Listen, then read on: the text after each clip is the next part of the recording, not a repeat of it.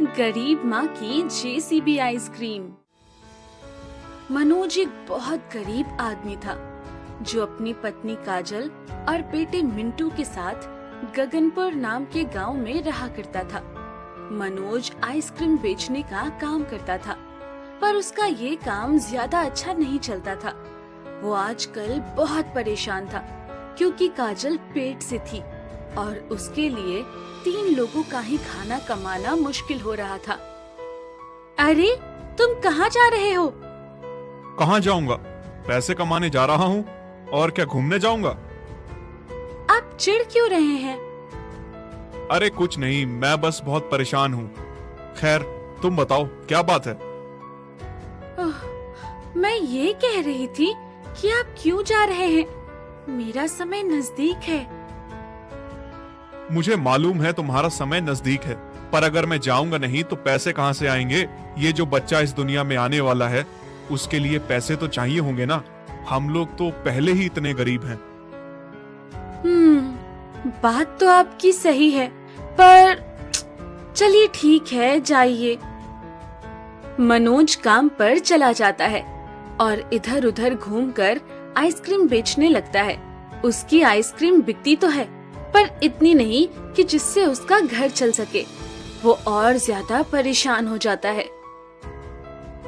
हे भगवान, अब मैं क्या करूं? मेरे घर में एक नया मेहमान आने वाला है और यहाँ तो मैं 3 लोगों के लिए भी 2 वक्त की रोटी नहीं कमा पा रहा हूँ।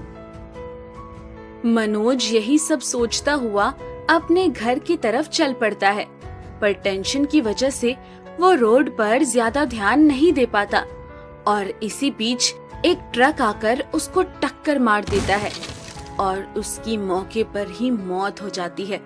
ये खबर जब काजल को मिलती है तो वो मौकाए वारदात पर आती है। हे भगवान, मैं तो लुट गई, बर्बाद हो गई। अब मेरा क्या होगा? अगर तुम्हें ये दुनिया छोड़कर जानी ही थी तो मुझे भी अपने साथ ले जाते। अब मैं अकेली अबला इस दुनिया में क्या करूंगी? रोते रोते काजल को अचानक बहुत तेज दर्द होने लगता है। आसपास मौजूद लोग उसे फौरन अस्पताल पहुंचाते हैं। कुछ समय गुजरता है और पता चलता है कि उसने एक बेटे को जन्म दिया है, पर उसे इस बेटे के पैदा होने की कोई भी खुशी नहीं होती क्योंकि वो अपने पति को खो चुकी थी। तुम इस दुनिया में आ तो गए हो, पर मैं तुम्हें कैसे पालूंगी? मुझे नहीं पता।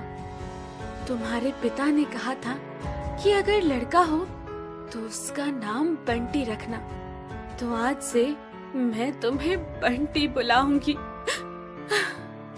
इतना कहते ही वो रोने लगती है। तभी वहाँ उसका पड़ोसी राजू आ जाता है और उससे कहता है,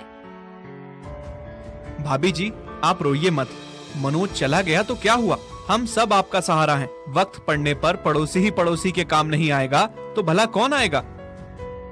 पर मैं अब क्या करूंगी? मनोज का आइसक्रीम वाला ठेला तो है ना, आप उसी पर आइसक्रीम बेच सकती हो। अभी आपकी बाजार में घूमने की हालत नहीं है तो आप घर के बाहर ही ठेला लगा लो। हाँ, ये सही आइडिया है। धन्यवाद भाई साहब। उसके बाद काजल अपने घर आ जाती है और उस दिन के बाद से वो बंटी को पालते हुए आइसक्रीम भी बेचती रहती है।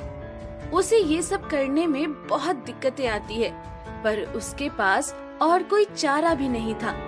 भगवान, तेरा लाख लाख शुक्र है कि कम से कम एक आइसक्रीम का ठेला तो है जिसके सहारे मेरी 2 जून की रोटी चल जाती है, वरना तो जाने मेरा क्या होता है। काजल जैसे तैसे अपना गुजारा कर रही थी।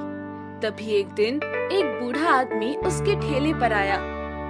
अरे अरे भाई, एक आइसक्रीम खिला दो। हाँ, ये लीजिए बाबा। पर मेरे पास पैसे नहीं हैं। चलिए कोई बात नहीं, एक आइसक्रीम से कौन सा मेरा करोड़ों का नुकसान हो जाएगा, खा लीजिए। काजल उस बूढ़े आदमी को आइसक्रीम दे देती है। वो बूढ़ा आदमी बहुत चाव से आइसक्रीम खाता है और उसके बाद कहता है, भगवान तुम्हें हमेशा सुखी रखे। बेटा, तुमने मेरे मन की इच्छा पूरी कर दी। बहुत समय से मन था आइसक्रीम खाने का, पर मुझे कोई देता ही नहीं था। ये तो मेरा सौभाग्य है बाबा। फिर वो बूढ़ा आदमी एक ऐसी बात कहता है जिसे सुनकर काजल चौंक जाती है। मैं कोई गरीब इंसान नहीं, बल्कि एक बड़ी आइसक्रीम कंपनी का मालिक हूँ। काफी समय से मैं तुम्हारी आइसक्रीम के बहुत चर्चे सुन रहा था। मेरी कंपनी में काम करने वाले काफी लोगों ने बताया कि एक आइसक्रीम वाली है जो बहुत ही स्वादिष्ट आइसक्रीम बनाती है, तो मैंने सोचा मैं खुद भी आकर ट्राई करूं। क्या सच में? पर आपने मुझसे झूठ क्यों बोला? क्योंकि मैं यहाँ सिर्फ तुम्हारी आइसक्रीम चखने नहीं, बल्कि तुम्हारा व्यवहार भी देखने आया था। और हाँ, मुझे तुम्हारे घर के हालात के बारे में भी पता चल गया था, इसलिए मैं तुम्हारे पास एक काम लेकर आया था। काम? कैसा काम? वैसे तो मेरी आइसक्रीम बहुत बिकती है, पर अब मैं कुछ नया करना चाहता हूँ, इसलिए बाहर देश के तर्ज पर मैं यहाँ आइसक्रीम ट्रक चलाने की सोच रहा हूँ। और उसी के लिए मुझे नया आइसक्रीम का टेस्ट भी चाहिए था, जो मुझे तुम्हारे पास मिल गया। अब तुम बताओ, मेरे आइसक्रीम ट्रक में काम करोगी? वो ऐसा है कि घबराओ मत, आराम से सोचकर बता देना, मैं कल फिर से आ जाऊंगा।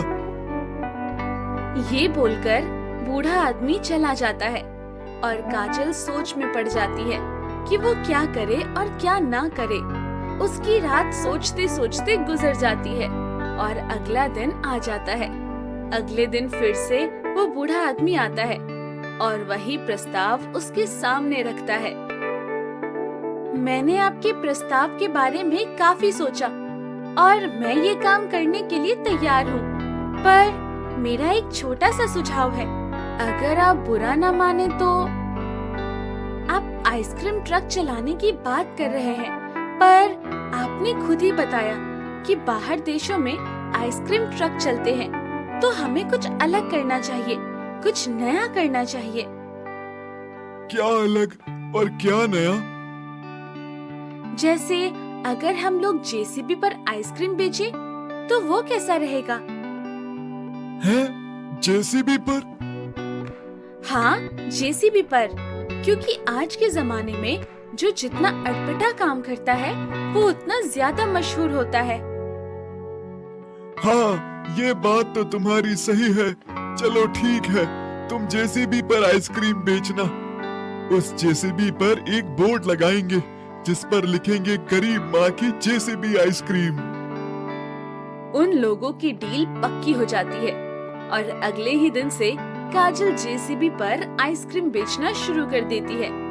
देखते ही देखते वो जेसीबी आइसक्रीम इतनी फेमस हो जाती है कि पूरे शहर में काजल को सब गरीब माँ जेसीबी आइसक्रीम वाली कहने लगते हैं और काजल अमीर भी हो जाती है। माँ, हम बहुत अमीर हो गए। हाँ बेटा, अगर आज तेरे पिताजी जिंदा होते तो वो कितने खुश होते। बधाई हो भाभी जी। अरे, मुझे तो आपको धन्यवाद कहना चाहिए।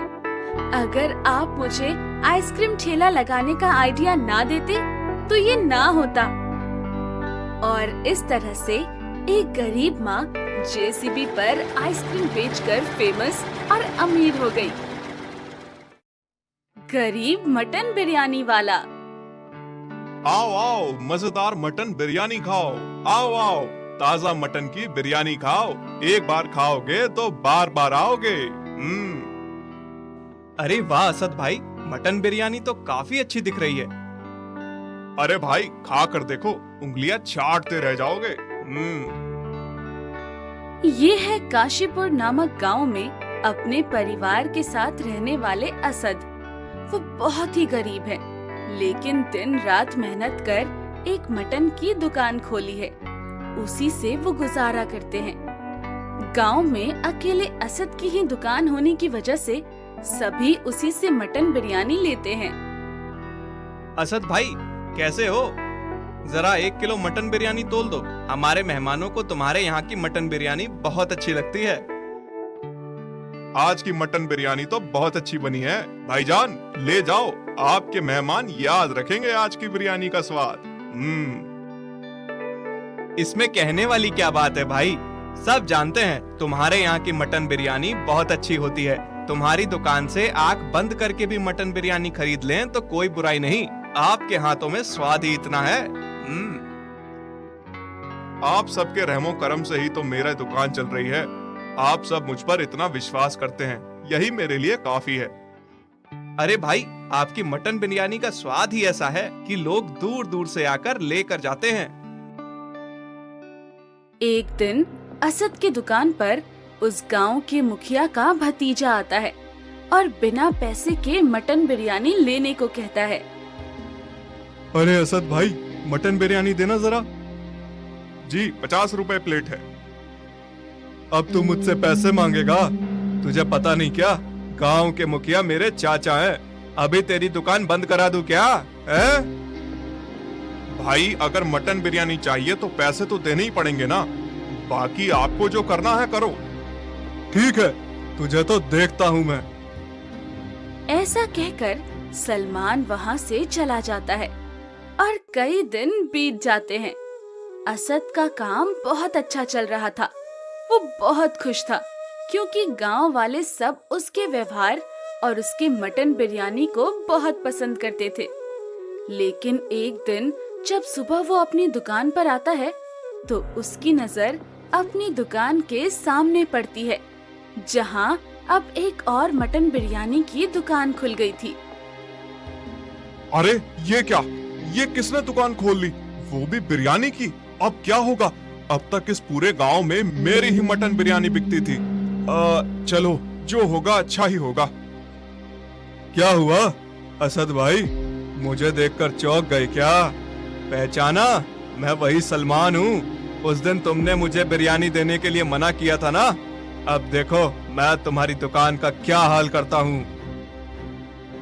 अब सलमान सबसे सस्ती मटन बिरयानी बेचना शुरू कर देता है और आसपास के सभी लोग अब सलमान के यहाँ मटन बिरयानी खाने जाने लगते हैं। धीरे धीरे शाम हो जाती है। असद सब्र करके अपने घर की ओर निकल पड़ता है और घर आकर परेशान बैठा होता है कि तभी उसकी बेगम वहाँ आती है और उसे परेशान देखकर उससे पूछती है, क्या हुआ जी, आज आप इतने परेशान होकर बैठे हो? कुछ नहीं बेगम, आज हमारी दुकान के आगे एक मटन बिरयानी वाला आ गया है जो हमसे कम दाम पे मटन बिरयानी बेच रहा है। हाँ, ये तो गांव है, कभी ना कभी तो ये होना ही था। हम इसमें क्या कर सकते हैं? हम किसी को रोक थोड़े ना सकते हैं दूसरे के पास मटन बिरयानी लेने से। वो सब तो ठीक है, पर वो मुझसे दुश्मनी निकालने आया है। एक बार मैंने उसे मटन बिरयानी फ्री में देने से मना कर दिया था। अब वो ना जाने क्या क्या करेगा, यही चिंता का विषय है। असद इसी बात से परेशान था। जब अगले दिन वो दुकान पर जाकर देखता है तो सलमान ने अपनी दुकान बहुत अच्छे से सजा रखी थी और उसकी बिरयानी भी बहुत खुशबूदार नजर आ रही थी। उसने बिरयानी में मोटे मोटे मटन के पीस डाल रखे थे। आज का ताजा मटन बिरयानी बिल्कुल 100 रुपए किलो में। खुद भी खाओ और रिश्तेदारों को भी खिलाओ। अरे भाई, तुम्हारी मटन बिरयानी तो वाकई में बहुत अच्छी लग रही है। और इतना महंगा मटन डालने पर भी तुम बिरयानी इतनी सस्ते में बेच रहे हो, क्या बात है?